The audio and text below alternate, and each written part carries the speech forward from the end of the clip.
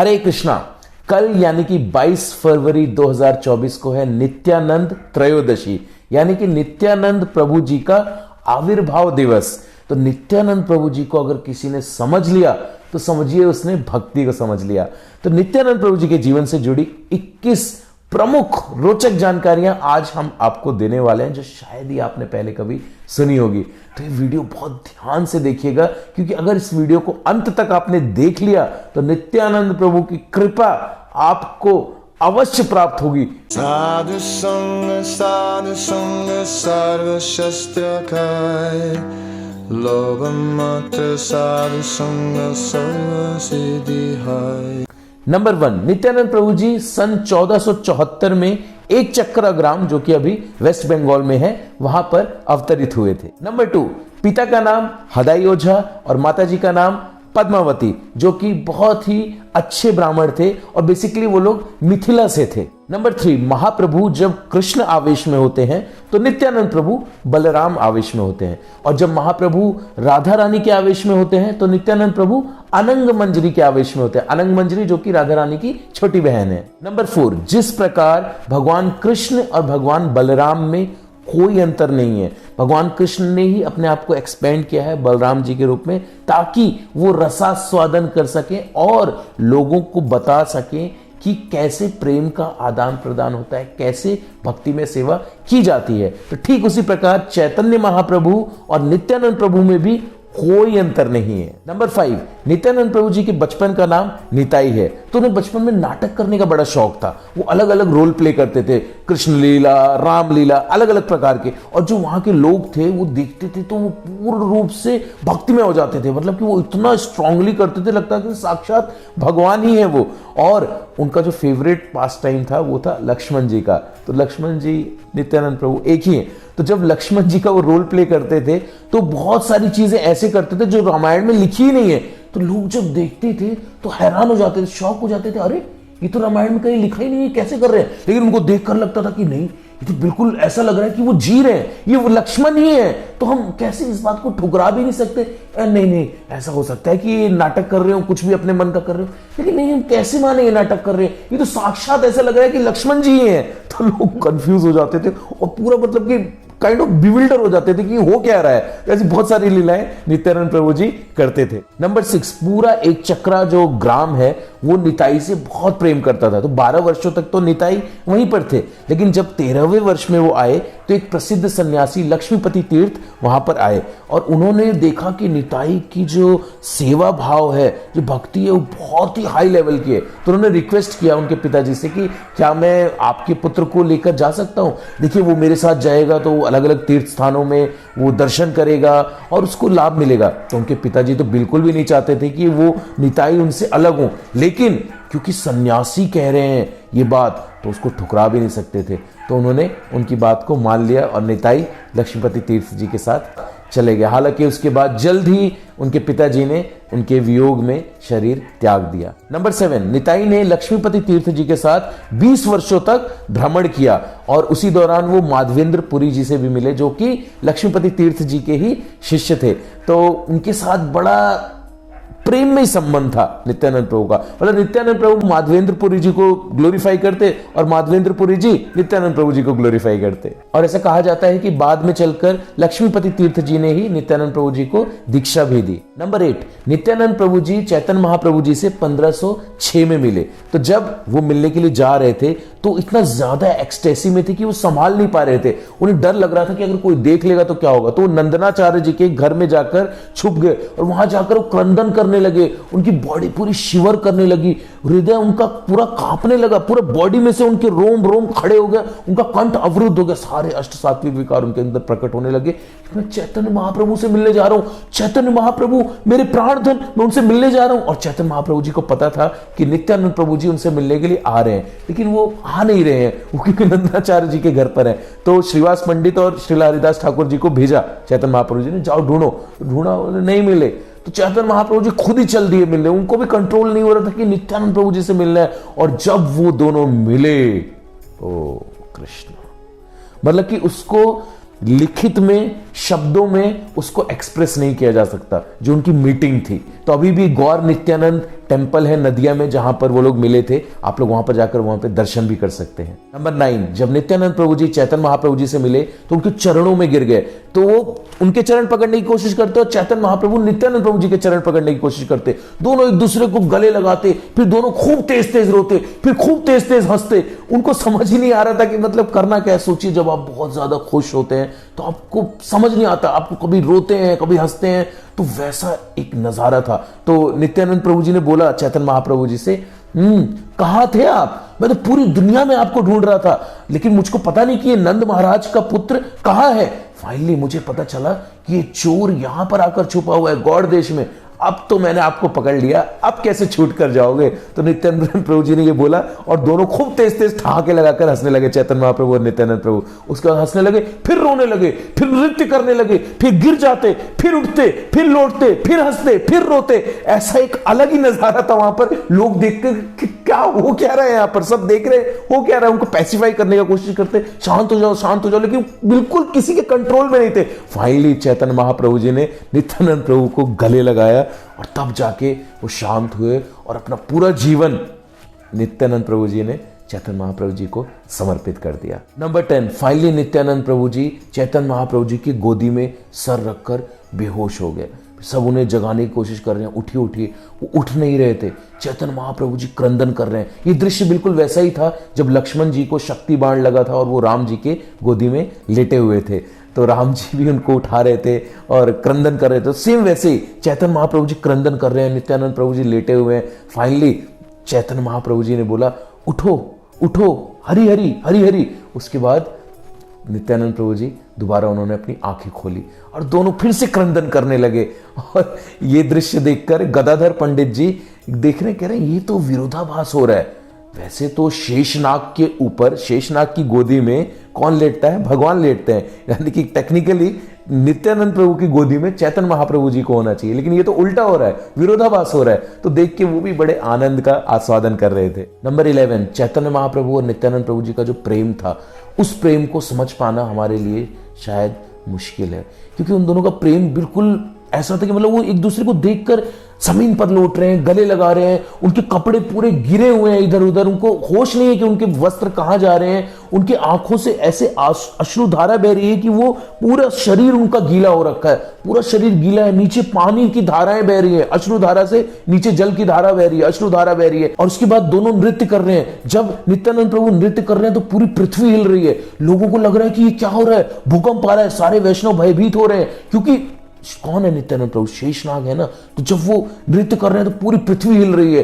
वो बिल्कुल, उनको होश ही नहीं है कि हो क्या रहा है। आसपास के लोग उनको कंट्रोल करने की कोशिश, किसी के कंट्रोल में नहीं आते। चैंट चैंट चैंट, जपो जपो जपो जपो, बस वो यही चिल्लाते और नृत्य करते रहते। नंबर 12, एक समय श्रीवास पंडित जी ने नित्यानंद प्रभु जी को लंच पे इनवाइट किया। तो नित्यानंद प्रभु जी आए और उन्होंने प्रसाद पाया और बहुत प्रसन्न हुए उनसे। और उस दिन फिर वो वहां पर ही रुके। और उसी समय चैतन्य महाप्रभु जी भी आ गए। और चैतन्य महाप्रभु जी आए और सबको बोला बाहर जाओ। नित्यानंद प्रभु जी को बस रुकने के लिए बोला। और जब सब लोग बाहर चले गए तो चैतन्य महाप्रभु जी ने अपना षडभुज रूप नित्यानंद प्रभु जी को दिखाया, शंख चक्र गदा पद्म हल और छड़ी। जब नित्यानंद प्रभु जी ने ये देखा तो देखकर वो बेहोश हो गए। उनके शरीर में से प्राण निकल चुके थे, मतलब कोई सिम्टम नहीं था, उनकी सांसें नहीं आ रही थी। जब लोगों ने देखा तो लोग बहुत डर गए, बहुत मतलब भयभीत हो गए। क्या हुआ, नित्यानंद प्रभु जी चले गए क्या? तो चैतन्य महाप्रभु जी ने उनके सर को अपने गोद में लिया और बोला, उठो उठो नित्यानंद, उठो और इस कृष्ण प्रेम का प्रचार पूरे विश्व में करो। तो नित्यानंद प्रभु जी ने अपनी आंखें खोली और देखा गौरांग महाप्रभु उनके सामने हैं।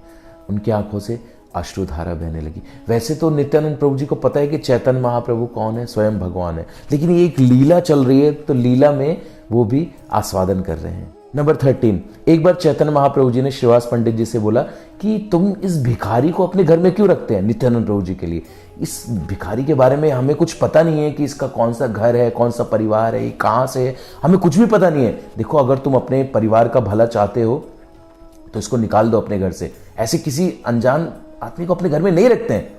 तो श्रीवास पंडित जी मुस्कुराने लगे, कहते हैं प्रभु आप मेरी परीक्षा ले रहे हैं ना, मुझको पता है कि नित्यानंद प्रभु में और आप में कोई भी अंतर नहीं है।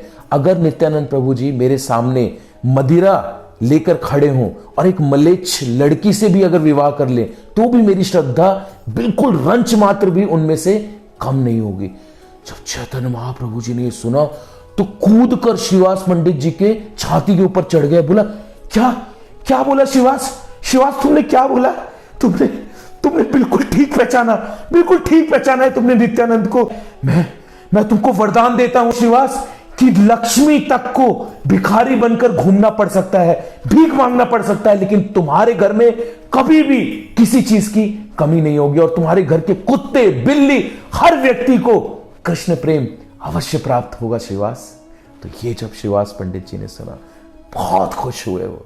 नंबर 14, एक बार चैतन्य महाप्रभु जी ने नित्यानंद प्रभु जी को इनवाइट किया अपने यहाँ प्रसाद पाने के लिए।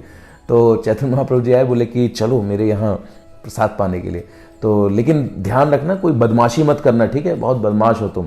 तो नित्यानंद प्रभु जी ने बोला अच्छा आप अपनी तरफ सबको समझते हैं क्या, जैसे आप खुद बदमाश हैं वैसे सबको समझते हैं क्या। और ये बोलकर दोनों बड़ी तेज तेज हंसने लगे, नित्यानंद प्रभु और चैतन्य महाप्रभु। फिर दोनों रास्ते में कृष्ण कथा करते हुए गए और वहां पर जाकर बैठे शची माता जी ने दोनों को प्रसाद दिया। और शची माता जी जब और अंदर चावल लेने गए, जब बाहर आई तो देखा कि वहां पे चैतन्य महाप्रभु और नित्यानंद प्रभु जी नहीं बैठे हुए थे, लगभग 5 वर्ष के 2 बालक बैठे थे, एक व्हाइट एक ब्लैक। जब शची माता जी ने देखा तो बेहोश हो गई और पूरे वस्त्र उनके गीले हो गए प्रेममय अश्रुधारा से। किसके दर्शन कर लिए मैंने।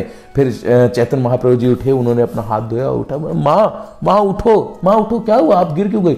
वो उठी, उन्होंने अपना बाल बांध के अंदर जाकर वो क्रंदन करने लगी, प्रेममय अश्रुधारा बहने लगी, पूरा शरीर उनका कंपन करने लगा। नंबर 15, नित्यानंद प्रभु जी आदि गुरु हैं, उनकी ही कृपा से ये जो युग धर्म हरिनाम संकीर्तन फैल रहा है पूरे विश्व में, केवल उनकी ही कृपा से फैल रहा है। और पूरे गौड़ देश में उन्होंने उस समय इस नाम संकीर्तन का प्रचार किया और उन्हीं की कृपा से श्रीला रघुनाथ दास गोस्वामी जी ने दंड महोत्सव जो फेस्टिवल है वो भी शुरू किया था, जो कि आज भी मनाया जाता है। नंबर 16, नित्यानंद प्रभु जी ने सबके ऊपर कृपा की। इवन जगाई मधाई जो बहुत बड़े पापी थे, मदिरा पीते थे, हर समय अलग अलग पर स्त्री गमन करते थे, सारे बुरे कार्य करते थे, उन तक पर नित्यानंद प्रभु जी ने कृपा की। उन्होंने पत्थर मार दिया था, भाग रहे थे नित्यानंद प्रभु और हरिदास ठाकुर जी, भाग रहे थे, उनके पीछे वो भाग रहे हैं कि हाँ रुक अभी तुझे बताते हैं, रुक अभी तुझे, भाग रहे हैं वो आगे आगे वो पीछे पीछे। और उसके बाद भी नित्यानंद प्रभु जी ने चैतन्य महाप्रभु जी के आक्रोश से उन जगाई मधाई को बचाया। नंबर 17, हम देखते हैं कि बलराम जी क्रोधित हो जाते हैं, लक्ष्मण जी क्रोधित हो जाते हैं, लेकिन नित्यानंद प्रभु जी इस अवतार में किसी के ऊपर भी क्रोध नहीं करते हैं। उन्होंने सबका कल्याण किया, किसी एक का भी वध नहीं किया। बलराम जी ने बहुत सारे लोगों का वध किया, बहुत सारे असुरों का, लक्ष्मण जी ने बहुत सारे असुरों का वध किया, लेकिन नित्यानंद प्रभु जी ने किसी एक का भी वध नहीं किया। वो सबको कृष्ण प्रेम बांटते। तो नित्यानंद प्रभु जी क्या करते थे कि वो सबके पास जाते थे, चाहे वो आस्तिक हो नास्तिक हो, नास्तिकों के पास भी जाके बोलते थे बोलो कृष्ण कृष्ण, बोलो हरि हरि, बोलो गौरांगा गौरांगा। तो वो व्यक्ति देखता था, बोलता अरे ये क्या, अगर नहीं बोलते तो उनके चरणों में गिर जाते, भाई एक बार बोल दो, एक बार बोल दो, मैं पूरा जीवन तुम्हारा दास बनकर रहूंगा, केवल एक बार बोल दो गौरांगा, एक बार बोल दो हरि हरि कृष्ण कृष्ण, एक बार बोल दो, एक बार बोल दो। उनके चरणों में लोटपोट हो जाते। तो जो नास्तिक लोग होते वो भी देखते थे, अरे क्या कर रहे हैं आप, ठीक है क्या बोलना है हमको, क्या बोलना है, बोलो गौरांगा, हाँ ठीक है गौरांगा गौरांगा, ठीक है ऐसे मत करो, जाओ। तो ऐसे करके वो अब जो ये भगवान के नामों का यश हर जगह फैलाते, और जिसको एक बार गले लगा लेते वो तो कृष्ण प्रेम से पागल हो जाता। क्यों? क्योंकि जैसे आप किसी भी व्यक्ति के साथ रहते हैं तो उसके संग का असर होता है ना आपके पास। जैसे चोर के व्यक्ति के साथ रहेंगे तो आपके अंदर भी वही वाले गुण आने लगेंगे, साधु के साथ रहेंगे तो साधु वाले गुण आने लगेंगे। तो ऐसे नित्यानंद प्रभु के पूरे शरीर में सिर्फ कौन है? कृष्ण है, गौरांग महाप्रभु है। तो उससे शरीर से जब किसी को भी गले लगाते तो कृष्ण प्रेम जागृत हो जाता उस व्यक्ति के अंदर, तुरंत ट्रांसफर, जैसे करंट होता है ना, करंट लगता है 440 वोल्ट का, वैसे झटका लगते, कृष्ण गौरांगा गौरांगा गौरांगा, पागलों की तरह फिर वो व्यक्ति चारों ओर घूमता, हरि नाम का कीर्तन करता। नंबर 18, जब नित्यानंद प्रभु जी वापस बंगाल आए तो चैतन्य महाप्रभु जी ने उनसे आग्रह किया कि अब आप ये अवधूत वेश छोड़कर गृहस्थ आश्रम में जाएं।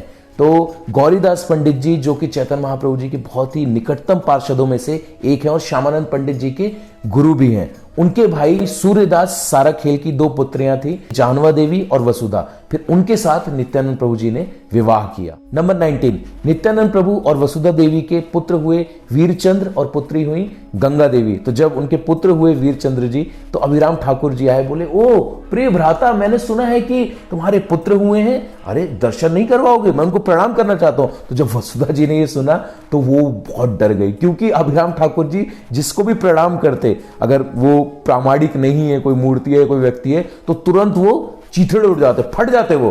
तो वो डर गई कि अरे मेरे पुत्र को प्रणाम करेंगे, अरे, तो डर गई। लेकिन नित्यानंद प्रभु जी को तो सब कुछ पता था, तो उन्होंने बोला ठीक है जाओ।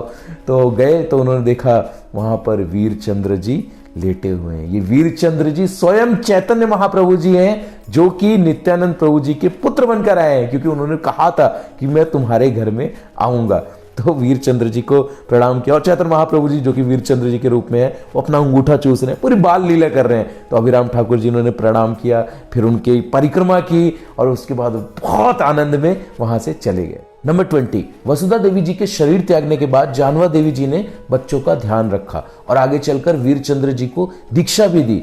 और श्यामानंद पंडित जी, श्रीला श्रीवास पंडित जी और नरोत्तम दास ठाकुर जी, इन तीनों की शिक्षा गुरु भी रही जानवा देवी जी। तो जानवा देवी जी का जो पोजीशन है बहुत ऊंचा है। She is the preeminent Vaishnavi in this Gaudi Vaishnava tradition. Number 21, एक चक्रा के पास ही बंकिम राय नामक कृष्ण के विग्रह के अंदर प्रवेश करके नित्यानंद प्रभु जी ने अपनी लीला समाप्त की।